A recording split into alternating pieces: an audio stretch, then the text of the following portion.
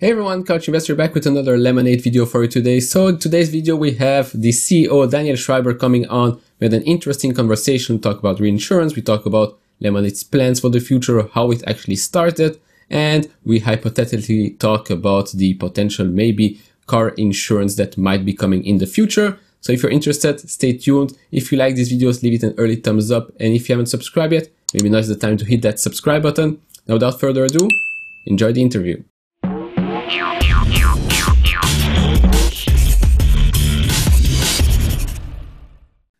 Why start a company in the insurance industry, and how did you actually attract VCs such as having SoftBank in your corner, since it's just, let's say, just an insurance company? Just an insurance company. There was a time that we thought of tech investments as pure play tech. So Apple made computers, Microsoft made operating systems. But increasingly, I think what we've found is that the real innovation and real value creation is by bringing all of those capabilities, those disciplines, those technologies, those innovations, and the mindset that goes with it into industries that have not yet really experienced the true power of those capabilities. So Amazon, is Amazon just a retailer? I don't think we'd call it just a retailer. Or is Tesla just a car maker? Clearly not. So I do think that over the course of the years, we've come to understand that a lot of value creation lies not in just a Google that is creating something that is purely technology for technology's, not technology's sake, but for the technology that it has, and more bringing technology into industries that could be disrupted or massively changed and transformed, and that you can unlock huge amounts of value. Now, if you accept that as a thesis, then that would explain why SoftBank or other VCs were interested. When it comes to insurance specifically, that may be I don't want to say the ultimate, but close to it. Just in terms of the enormity of the industry. So 100% household penetration. In the US, 11% of GDP, trillions of dollars worldwide. And how little transformation it had experienced. There was no startup or tech version of insurance. There was only the same guys that have been around since the era of the horse-drawn carriage. And it was one of those things that nobody, certainly not I, but I don't think SoftBank or Sequoia, who invested earlier, or others, I don't think they'd really thought about it, but once you see it, you can't unsee it. It's like one of those aha moments, something that was hiding in plain sight. And once we, Shai and myself, saw insurance, and we realized how huge, how unchanged, how unloved it is, the possibility of unlocking staggering amounts of value was too good to pass up on. Okay, now sounds about right. I think everyone that asks that questions when I cover Lemonade, it's like, what's so special about insurance? They're not really nothing special, just an insurance company. It's always come back with the same arguments. Is Tesla just a car maker? Is Apple just making iPhones, etc.? I think people soon realize that disrupting an old industry may look a bit simple at first, but once the disruption happens, then suddenly everybody's like, oh, maybe they have something on their hands here. Absolutely. So this goes actually into the second question, which is why go public so soon? I know you wrote a blog a couple of, I think, years maybe ago about going public so soon, but I just wanted to pick your brain on why bring Lemonade after, I think, 4 years into the public market, facing those huge questions, scrutinies and whatnot. Sure. And I'll start off by saying I'm very glad that we did. And it was an unconventional thing to do. It's been interesting to see a lot of other insurance companies go public, insurtech companies go public since, but it was certainly an unconventional thing to do. So there's a couple of thoughts that guided us in that process. The one thought that didn't guide us in that process is access to capital, at least not in the short term. You mentioned SoftBank. We have a bunch of incredible VCs around our table before we go public. Google, SoftBank, General Catalyst, Sequoia, deep-pocketed investors who would have financed the business on an ongoing basis as well. And frankly, probably at a higher valuation than what we went public at. We actually went public at $29 a share. That was down from the private round that we did shortly before. So I think access to capital, there's abundant capital even in the private markets, sometimes on valuations that are even higher than the public markets. So at least that was true at the time. For us, the guiding thought process was not what is good for today or how do we raise the next round, but what is the platform upon which to build the kind of business that we want to build. And we realized that we would be building for many years, frankly, for decades. The stunning thing about insurance is that it is so big and you can double and double and double and double and double and become a $20 billion company. And at that point, in revenue, and at that point you're a small insurance company, and you can double again, and that's point you're a medium insurance company, and you could double a couple of times. It's kind of crazy. And you ask yourself the question, not what is good, as I say, for right now, but what is the right platform upon which to build an endurable, iconic company for the long term. And I think when you phrase the question that way, the public markets are obviously the right place to go. I'll say one more thing more than that. We looked at the class of 2019, the IPOs of 2019. 2019 was expected to be a blockbuster year. And a lot of the IPOs of 2019 today look pretty good, like Peloton. But when Peloton went public, it was a disaster. It fell like a rock. And in general, the high expectations of 2019 led to a lot of disappointments. Uber, other companies, WeWork, that never happened. It looked pretty bleak. And I studied a little bit about what went right and what went wrong. And I'm generalizing, but this was kind of the conclusion that I got to, which is, if you look back to some of the truly iconic companies that have endured and stood the test of time, Microsoft, Apple, Amazon, companies that went public by and large in the 90s, they went public at about our age and stage, at about 4 years and at about $100 million of top line. So they were pretty small. They had no choice. There was no SoftBank. There was not the late stage venture capital that's available today. And they took their knocks in the public market. Amazon had a terrible year in 99, but they endured over the long term. And they did a lot of their growing up in the public markets. They rewarded the public market investors who invested in them through growth. And that gave them access to further capital in the public markets, as opposed to some of the companies that went public in 2019 that had really done all of their growing in the private markets. And it felt to me like they were heaving themselves onto the public markets to really get liquidity. And public market investors don't appreciate that. And then they didn't do well. And then they got into this bad spiral. I'll say one more thing in this regard. So one is, it just isn't a reinforcing positive thing for the long term. I actually think that public markets are good because of the scrutiny. People want to avoid them because of the scrutiny. But I think that if you're thinking again for the long term, the scrutiny is good. It builds resilience. It makes you build the right way. You don't want to be short term. You don't want to manage for the quarter. But you do want to build something with the right disciplines in place. And I think that companies that stay private for too long risk creating the wrong kind of cultures. Cultures that have a single focus on growth to the expense of the more nuanced and complex goals that a business ought to have. And too often, I'm generalizing, but too often it also resulted in cultures that were not great. We saw a lot of bro cultures, some Me Too moments in some of these companies as well, CEOs who had to leave in disgrace and other kind of cultural challenges. So I think of it as a parent, I think of it a little bit like extended adolescence. Sometimes as parents, we coddle our kids for too long rather than letting them go out into the big wide world, get their knocks and grow into the mature adults that we want them to be. Coddling them too long at home doesn't build long-term resilience. I think as parents, I think that's true for companies as well. Oh, that's interesting. Fair enough. I also think like once you're public, you probably will get free marketing, whether it's positive marketing or negative marketing, regardless, since you are public. Like when you reach 1 million customers, suddenly lots of people talk about it. what's Lemonade, and then the snowball keeps on rolling and rolling. I think that's a good effect, in my opinion.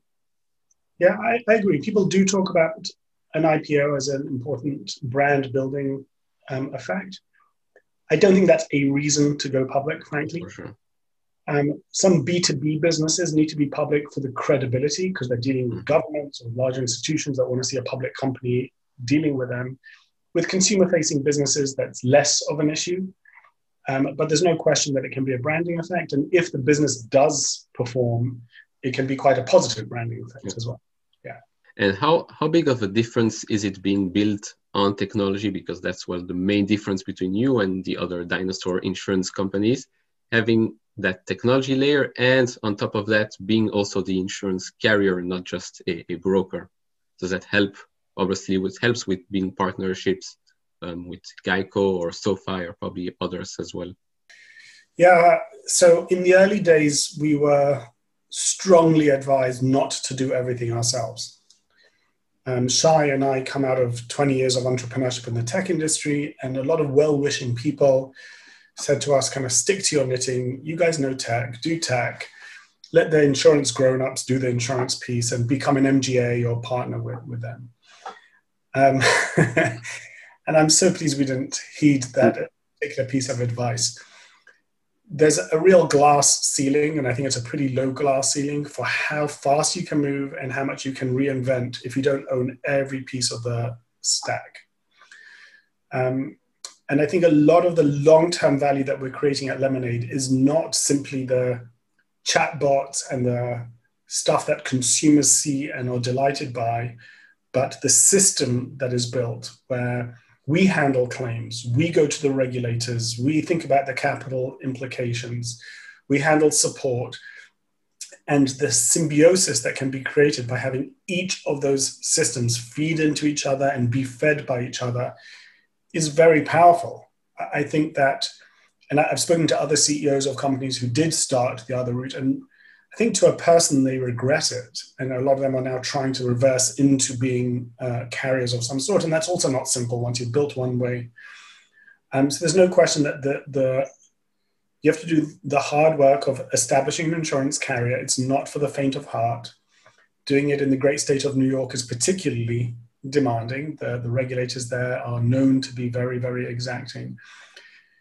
But paradoxically, I think it is actually the easiest path. Given what our goals were, it's one of those paradoxical things of being the short, long way, if you know what I mean. Yeah. Because if you take too many shortcuts, you just find that at the end of the day, you haven't really got to your destination and suddenly you've got a huge mountain to climb. For us, it was absolutely the right thing to do. All right. Now, thanks to that, you're now an insurance carrier and you can actually partner up with other insurance company. I saw Geico on the list, SoFi as well, offering Lemonade renters insurance. How's the relationship with those big companies?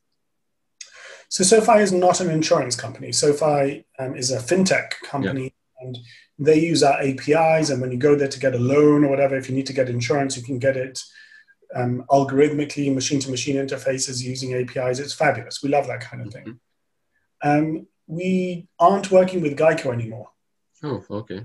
We aren't working with Geico anymore. So during the course of middle of 2019, we did some experiments with Geico, but ultimately we parted ways with them.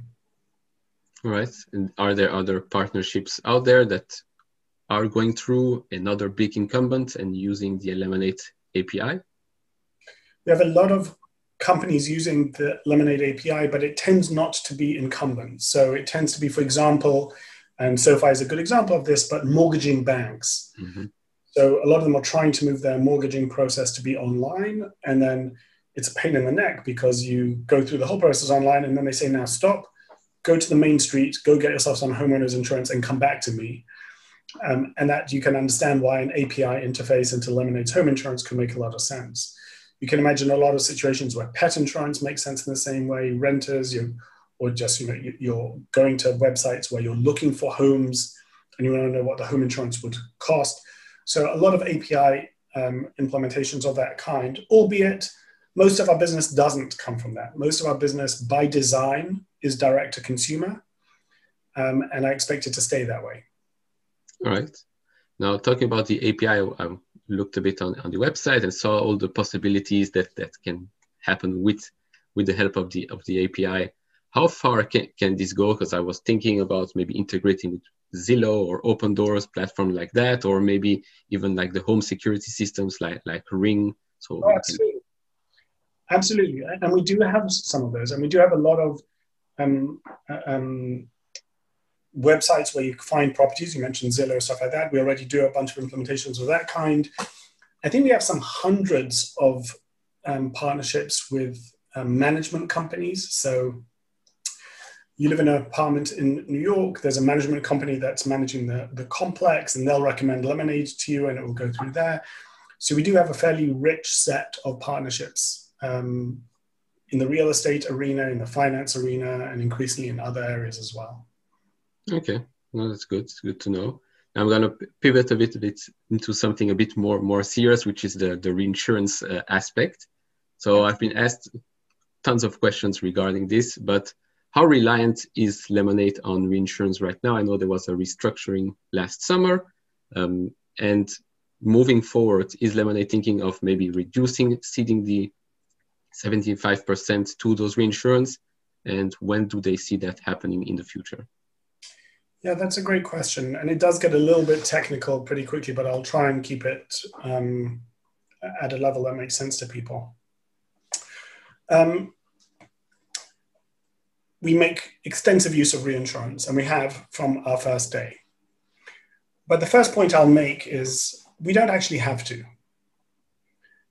So Lemonade is, as we discussed earlier, its own insurance carrier. Insurance carriers don't need to use reinsurance. They are risk-bearing entities. They have their own capital. They have their own licenses. And if tomorrow we wanted to, or it was forced upon us by somebody else, we could go to zero reinsurance and would continue to sell policies. Our consumers would get the same experience. Not that much would change from their perspective at all. We don't go there because reinsurance gives us certain benefits that we like. And at the moment, the cost benefit makes a lot of sense for us. A time may come where the mix shift will look different. So reinsurance gives us one or two big benefits. Actually, the most important one is capital efficiency. When you have massive tail exposures, when you've got this, most years it will look like this, but occasionally it's going to look like this, then regulators require you to keep enough capital set aside for those long tail events. Through reinsurance, you can offload those tail events, and you can create collars around your loss ratio to ensure that they won't go too extreme. And that has, as I say, a number of benefits. One is if you've structured it right through seeding, you don't need to retain anywhere near as much capital as you otherwise would. Now, when we're a young company, that's particularly compounded, because when you grow very fast, as we are, just the way those ratios are calculated, there's a timing disconnect between when the money comes in and when the regulators require you to set it aside. Now, if you're a steady state, it doesn't matter.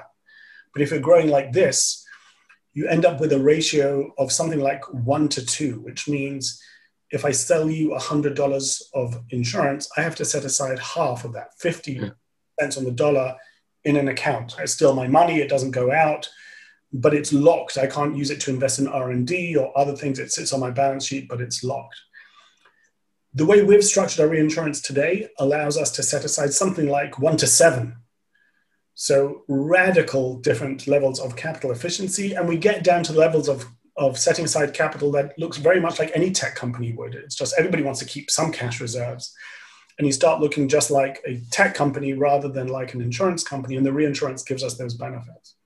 The other benefits have to do with predictability of results, has to do with the way we structure our give back, although we could work our way around that, has to do with our promise of the 25% flat fee. So a lot of things for us do come together, and we find this very powerful, but not at any cost. If reinsurance became prohibitively expensive, we might take down or omit reinsurance. And as our business grows and becomes more diverse, our volatility naturally dies down. So geographic dispersion is one. Wildfires in California are terrible, but they don't affect France. And product mix is another. Wildfires in California are terrible, but they don't affect pet health insurance or life insurance. So I do think that we will episodically continue to monitor and see how much volatility, what makes sense. And it would not be surprising to me and should not be surprising to anybody if upon renewals, we renegotiate and we look at different structures, always stage appropriate to where Lemonade is at that time. Yeah, no, makes sense, because I know there are two deals on the table, right? One for 1 year and the others for usually three years. That's correct? That's what we've signed at the moment. And most of our reinsurances are on a 3-year cycle, but we do have elements that renew on an annual basis, trying to get the balance right between stability and the ability to renegotiate as things change. In general, as our loss ratio has now for a while been under 75, this structure has been working well for us and for our reinsurance partners. I have little reason to suspect that they wouldn't want to renew. And yet, as I say, reinsurance actually is a bit of a commodity. Mm-hmm. Like pork bellies or gold, supply and demand affect it. So when there are natural catastrophes, reinsurance costs go up because there's more demand and different things. So at any given moment in time, we'll evaluate what is the cost of the reinsurance. Does it make sense? Do we want more? Do we want less? And every year, elements of this will get renewed and may look slightly different. All right, makes sense. Now, you talked about France and the geographical situation. How is that actually looking? Because we haven't really heard that much about the European part. Can we expect maybe news in the upcoming earnings report, or how's that looking out for now? So the nature of earnings reports of public companies is that you're not allowed to share with a couch investor, with all due respect. No worries. I'm not going to give away anything like that. But let me say this. It's incredible fast that we're able to expand geographically in the way that we have. And it's very unusual. Very few or perhaps no companies that are well known in Europe. In France, you have AXA. In Germany, you've got Allianz, etc. In the US, those are unknown brands, and brands that everybody knows in the US, State Farm and Allstate, etc., are unknown in Europe. And the idea that a company at our age and stage is already on 2 continents and expanding pretty quickly. We launched 3 major European countries in the space of 18 months. Yeah, pandemic. During a the pandemic, quite right. That suggests that something different is going on. But I will tell you, and we mentioned this in our last earnings call or in our shareholder letter, we do think globally. So we don't spend time thinking, how do we make Holland a success, any more than we think, how do we make Oklahoma a success? We think about our global markets and our global products, and we say, if we invest this dollar, where's it going to get the best return? And on one given month, it might mean homeowners in California, and another month it might mean property insurance in Germany, and we will move seamlessly between products and between geographies. At the moment, for various reasons, usually the US wins that battle with Europe. So we are still putting the bulk of our investments in the US. Europe is growing slower because of that, just because the unit economics there aren't as good as they are in America. I do anticipate that changing over time. As our markets mature and market shares mature, we may find that that same algorithm produces a different result, and suddenly you start shifting dollars around over time. All right, no, makes sense. Now, also in Europe, for example, I think homeowners or renters insurance is required by law. So that's obviously an added value to grow more and more into Europe. Now, regarding the growth of 2021, obviously not going to ask what's going to happen. It's going to be a surprise, but is there a hiring bottleneck? How's the hiring looking? Because you can grow and grow, but you probably need some staff. I think right now there's over 1 million customers, 500 employees or something like that. Yeah. So how's the growing and the hiring going? Yeah, it's a good question, and the premise of the question is right. We are constrained by hiring. So we are, and I make no apology for this, we are very pedantic about whom we hire. And we try to have really amazing people, and I'm hugely proud of the team at Lemonade. They are really an extraordinary bunch of people with a very cohesive and compelling culture. And doing that is tough when you're trying to grow at the rates at which we're growing. We started our lockdown on March 12th of 2020. We have offices in the US, in Europe, and in Israel, and we closed all our locations. And since that time, we have more than doubled. Most of our employees joined us without ever meeting another person in person, without ever visiting one of our offices. So that introduces other layers of complexity. You have to be able to find, interview, and onboard team members under those circumstances. And it's gone surprisingly well. That hasn't actually slowed us down anywhere near like I would have anticipated. Nevertheless, I do think that hiring is one of the bottlenecks that we have. We would be doing things faster were it not the case. And there's no magical fix to that, because it's not just hiring. It's how quickly an organization can maintain its culture while onboarding new people. So even if you could open up the floodgates and just bring on board, an unlimited number of people, that wouldn't be the right thing to do. Again, if you're looking about the long term and building sustained value and cultures that can endure, you have to tritate. You've got to get it at the right level at which the organization can absorb and the people can feel productive, etc. But that is one of the things that gates how fast we can move. All right, interesting. Now, one of the last couple of questions, but I know maybe you can't say a lot, but so let's stay in the hypothetical state. A lot of people are asking also, you can see on Google Trends, they want car insurance. Everybody's asking about car insurance. I've seen a couple of tweets and posts by Lemonade that are maybe, hinting towards that. But let's say Lemonade is going to go into that insurance industry, car insurance industry. How is it going to do it? Because we know now it's autonomous vehicles. Who's going to get insurance? Is the car, is the owner, the operator? How is Lemonade actually going to do that? Are they going to partner up with auto manufacturers? Just trying to speculate and figure that one out. Yeah, all hypothetically, right? Hypothetically, of course.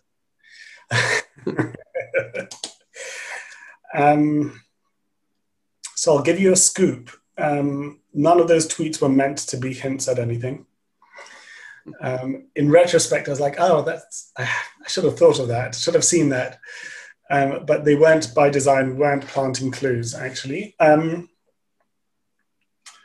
I think we've been pretty open about the idea that we want to cater to all of our customers' needs. And even in our S1, we have this image of a young woman starting life, and she's got her bike and her dog, and goes through life cycles. And car insurance is clearly one of those important pieces along the way.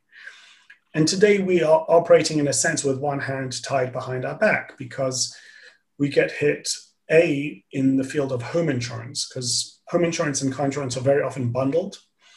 And what we find is that we're doing pretty well. Our home insurance business is flourishing, but it's doing that, as I say, with one hand tied behind our back, because a lot of customers won't buy those policies separately. Yeah. And an extension of that, the second point I was going to make is we're sending customers away. So customers want home insurance, car insurance. We can't provide it. Therefore, they have got to go to someone else, which is in itself a disappointment and a bug. But it's compounded then because that broker will say to them, hey, if you move your home insurance or whatever it is as well, you'll get a 10%, 20% discount, and that's no good either. So we're certainly motivated to cater to all of our customers' needs. I think we're also reasonably well read about the kind of autonomous vehicle and the data implications of different technologies within the car space. And that's about all I'm going to say on that today. All right, no, good enough. Because I've seen a couple of also people on Twitter saying they love Lemonade, they've looked at the homeowners insurance, but then they wanted to bundle, and that's why. And on one part, that's maybe a positive, because when you get more and more policies out there, people are waiting to sign up and join Lemonade. So that's maybe a very positive sign. I know here in Belgium, already told my family, look for Lemonade whenever they'll open in Belgium. But now to wrap up, I think Lemonade has done a great job as a small company, young company as well. I think people underestimate the power of an insurance company and the insurance business. I'm very excited to see what's going to happen in 2021. Hopefully, with the pandemic resolved, I think things could get fun out there, and maybe growth accelerating as well. Amen. Amen. Indeed. So I just want to thank you for taking the time to come on and talk about this great company. I'm a happy shareholder. I'm gonna be very happy, I think, in the long term. Can't wait to have my own Lemonade Insurance. So again, thanks again for coming on. Thank you, Neil. Good talking to you. I had a blast having a conversation with Daniel. I hope you guys enjoyed it as well. If you have any questions, comments on what we talked about, don't hesitate to leave it down in the comments below. That will be for this video. If you liked it, consider leaving a thumbs up. If you haven't subscribed to this channel, hit that subscribe button. And as always, guys, take care, stay safe, and see you all in the next video. Bye bye.